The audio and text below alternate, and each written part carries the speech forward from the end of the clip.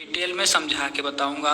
जैसा कि ये फर्स्ट क्वेश्चन है जो एनसीईआरटी बुक का है और इसका फर्स्ट में 5 पार्ट है, तो ये पार्ट 1 है, जैसे 1 का ए है कह सकते हैं। और इससे पहले मैं बता दूं आपको कॉन्सेप्ट में काफी अच्छे से बता चुका हूं। जो लोग नहीं देखे हैं प्लेलिस्ट में इसका पहले का कॉन्सेप्ट मैं बता चुका हूं कि सिमेट्रिक क्या होता है, स्वतुल्य क्या होता है, सममित क्या होता है, संक्रामक क्या होता है यानी ट्रांजिटिव क्या होता है, तो सारी चीजें मैं क्लियर करा चुका हूं ताकि आपका कोई भी डाउट्स ना रहे। अगर चलिए इस क्वेश्चन को, क्वेश्चन नंबर फर्स्ट पे हम लोग आते हैं। इसी तरह हम लोग A to Z एक एक क्वेश्चन सॉल्व करेंगे, कोई क्वेश्चन छोड़कर नहीं जाएंगे। बिल्कुल कॉन्फिडेंस आएगा जब आप एक एक क्वेश्चन को कर लोगे। और एनसीईआरटी के 100% अगर आप क्वेश्चन को सॉल्व कर ले जाते हो तो 70 to 80% तो मिनिमम आपके एग्जाम में आने ही आने हैं, तो काफी ज्यादा हेल्प मिलेगा आपके एग्जाम में। देखिए क्वेश्चन नंबर फर्स्ट, जिसके पास बुक होगा बुक साइड में खोल लीजिएगा, मैच कराते रहिएगा, एक एक क्वेश्चन बिल्कुल मैच करेगा।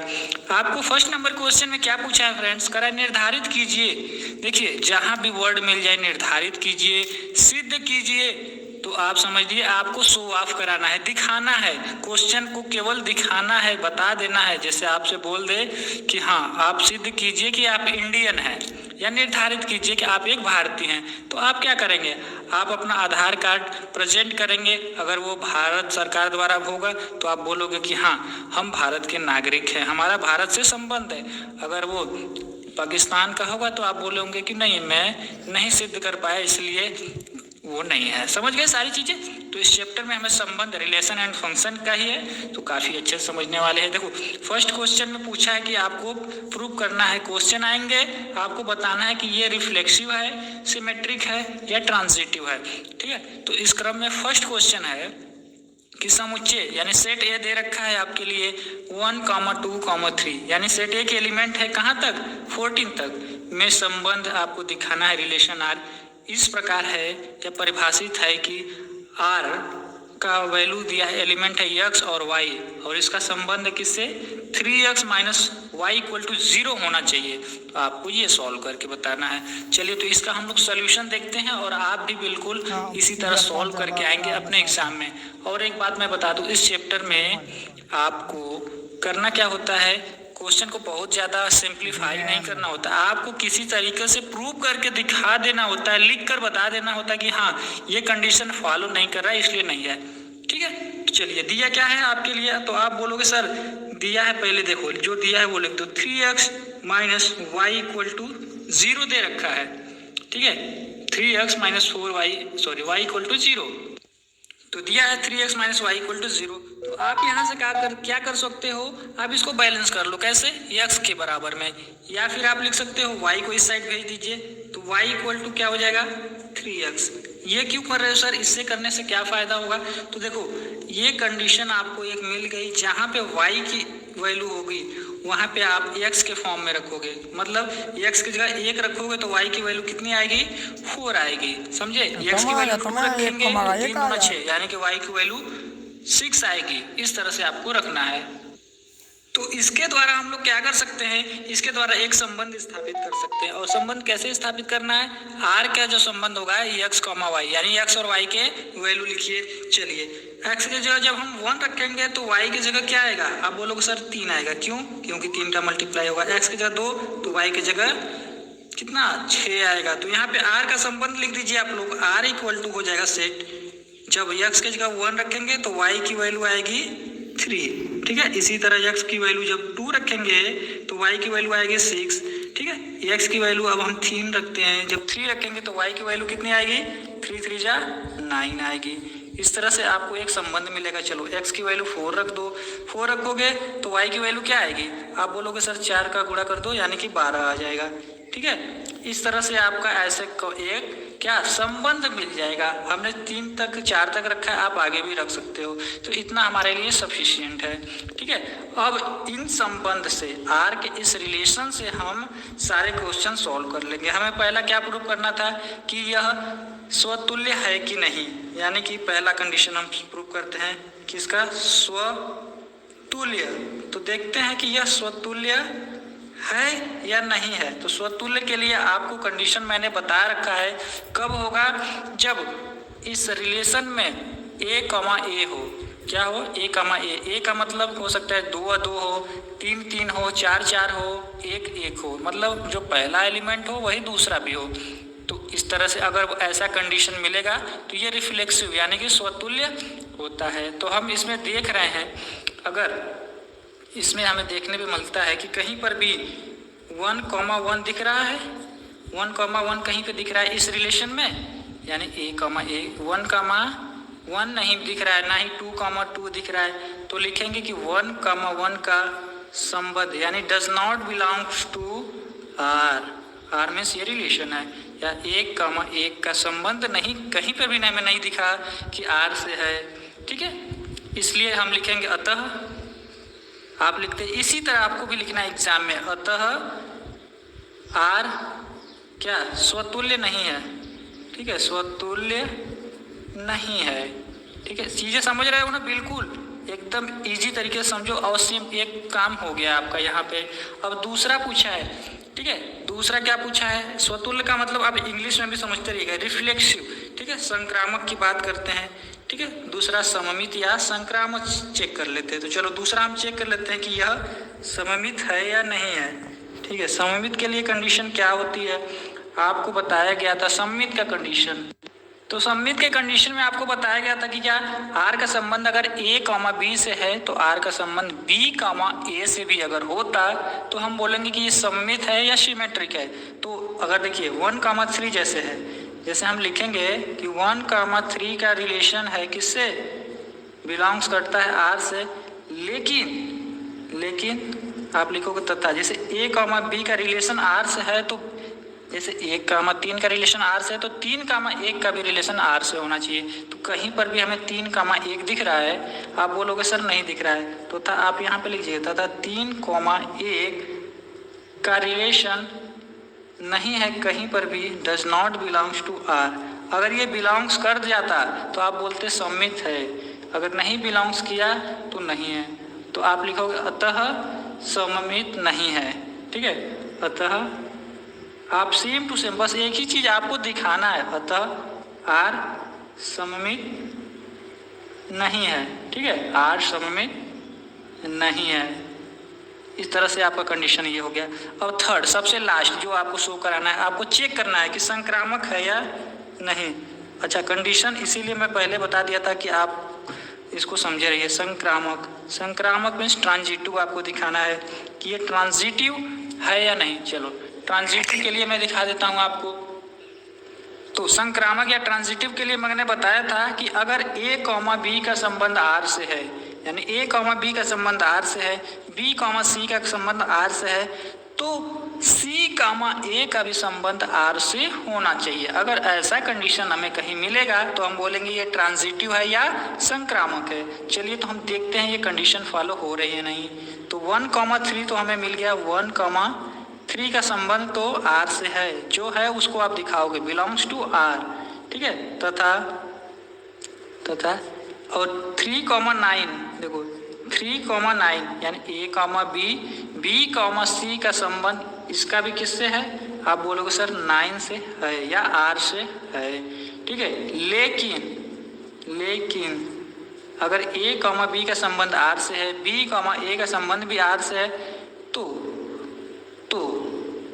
आपका ए कॉमा सी का भी रिलेशन किससे होना चाहिए, आर से। तो ए की वैल्यू 1 है, सी की वैल्यू 9 है। तो कहीं पे देखिए कि 1,9 का रिलेशन दिख रहा है आर से, क्या दिख रहा है इसमें 1,9, तो आप बोलोगे नहीं दिख रहा है, यानी कि 1,9 does not belongs to R, ठीक है, ये आपने दिखा दिया।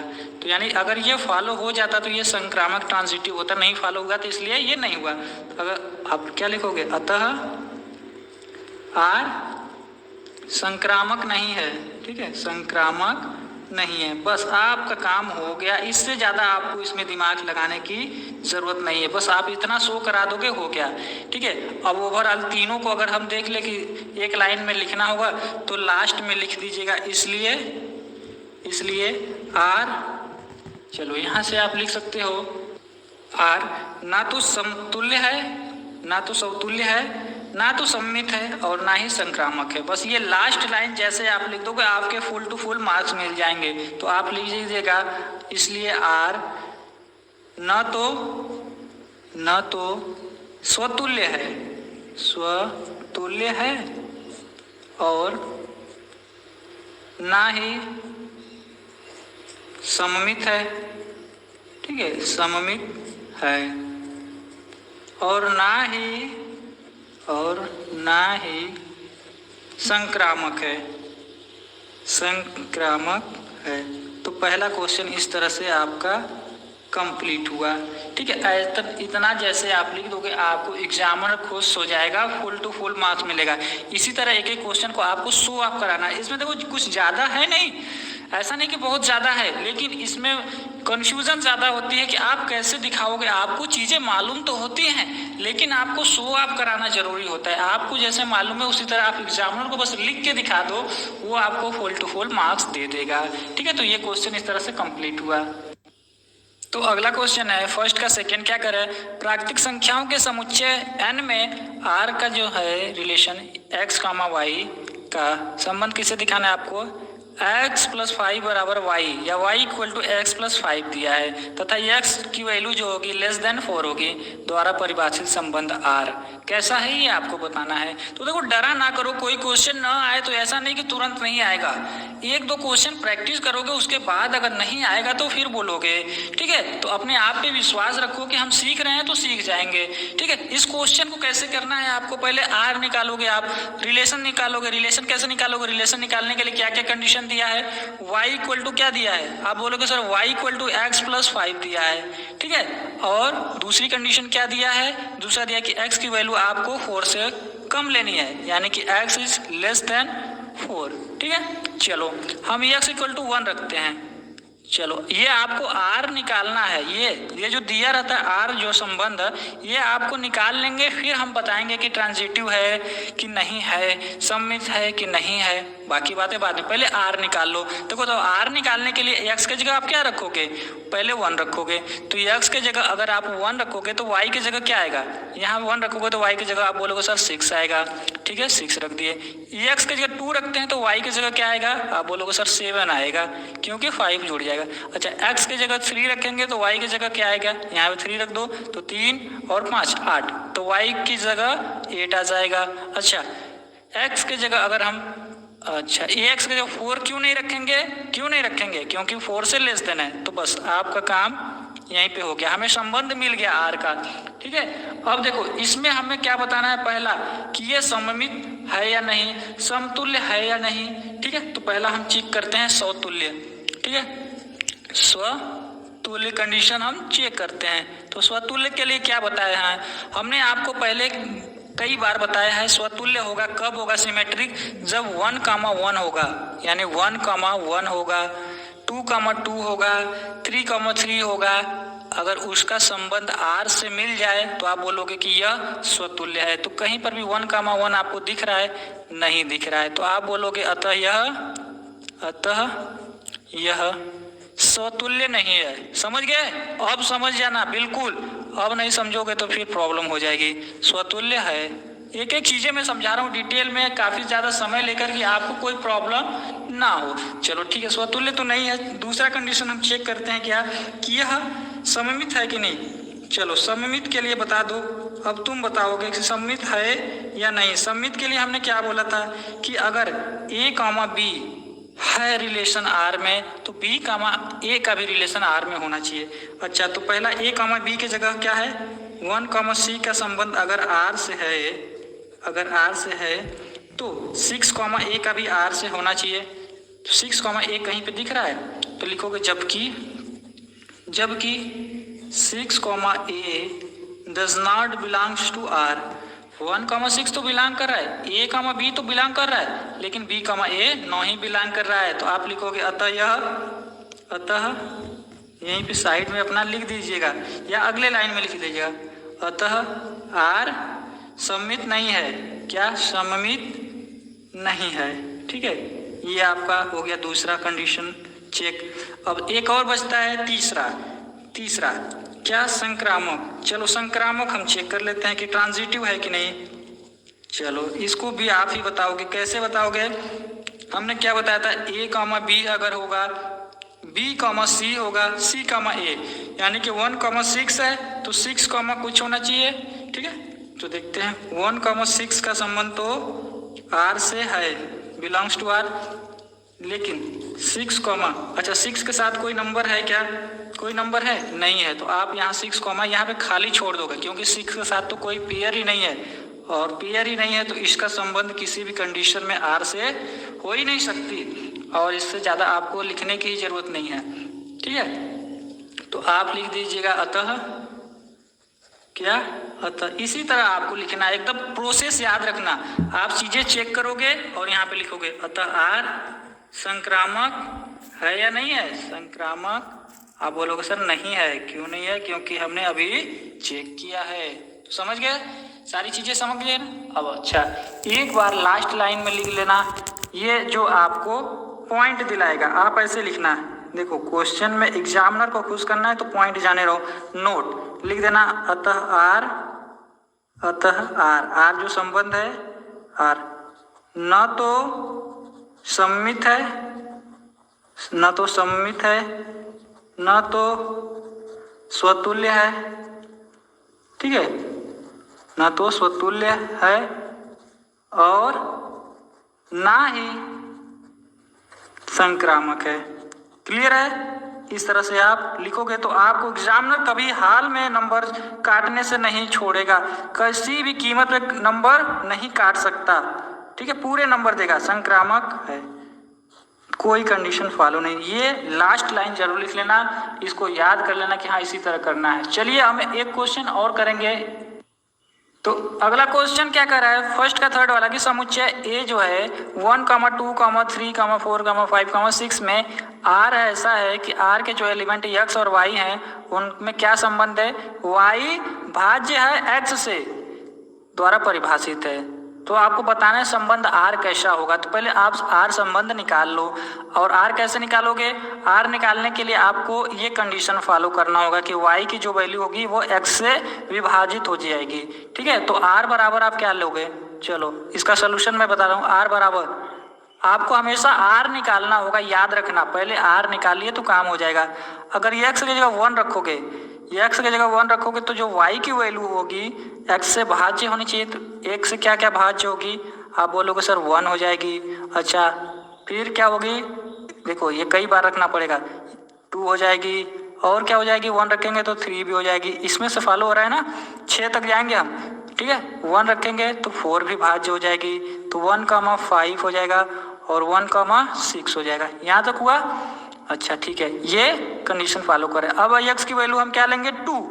एक्स की वैल्यू 2 लेंगे तो इसमें देखेंगे कौन कौन सा भाज्य हो रहा है। ठीक है, तो एक्स की वैल्यू 2 रखेंगे तो 2 से क्या क्या विभाजित होगा? आप बोलोगे सर 2 से 2 हो जाएगा, और 2 रखेंगे तो y की वैल्यू 4 हो सकती है, और 2 लेंगे तो y की वैल्यू 6 हो सकती है, और 2 के बाद 8 पे नहीं जाएंगे क्योंकि हमें 6 तक ही देखना है। ठीक है, इसी तरह आप x के जगह 3 रखो। अब x के जगह आप 3 रखोगे तो y की वैल्यू क्या हो जाएगी?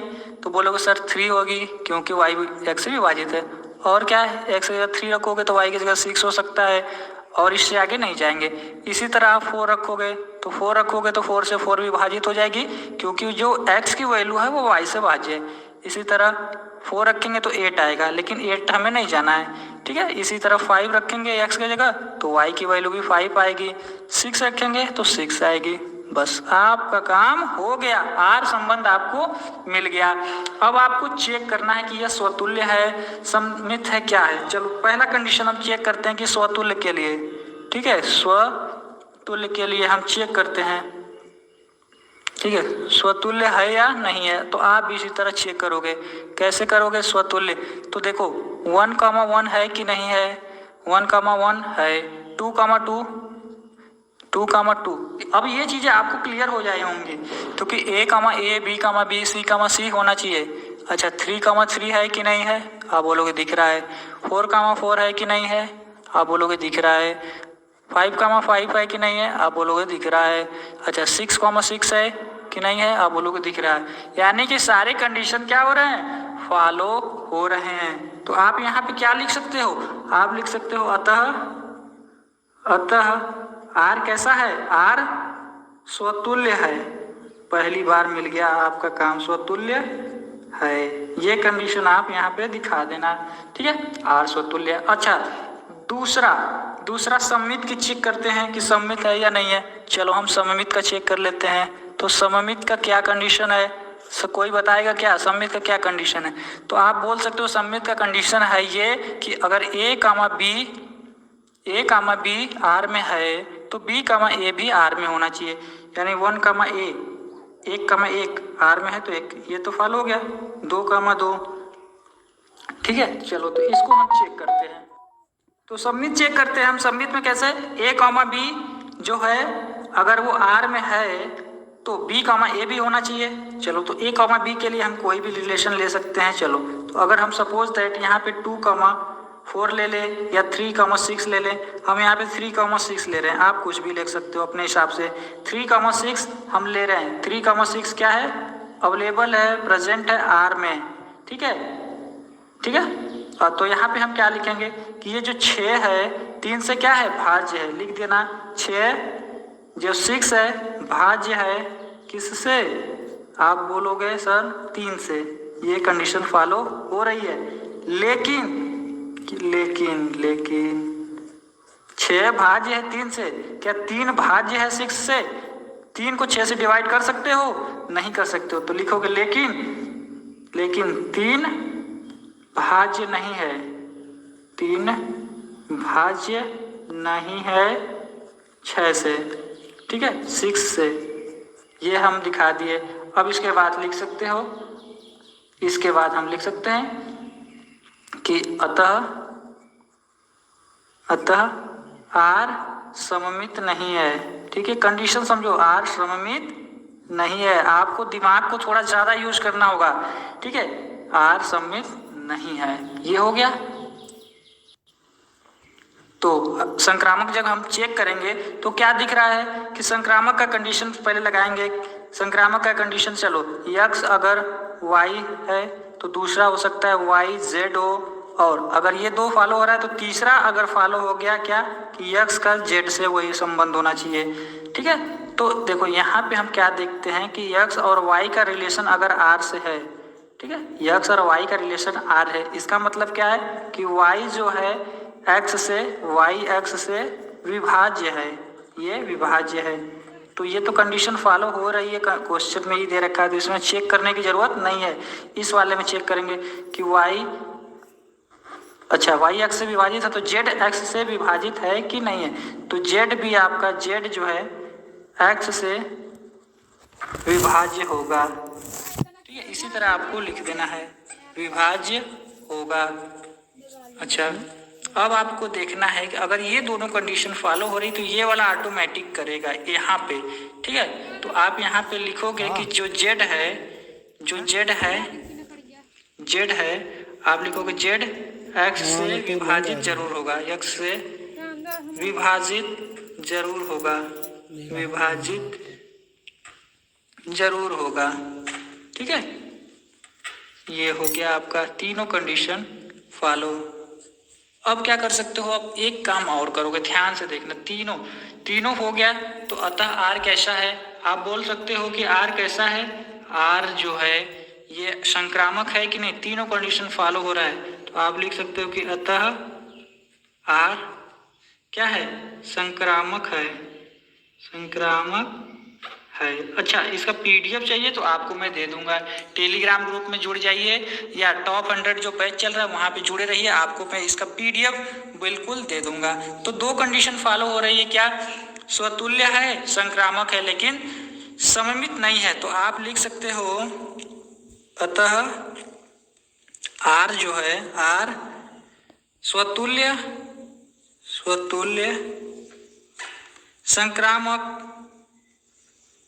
संक्रामक है, लेकिन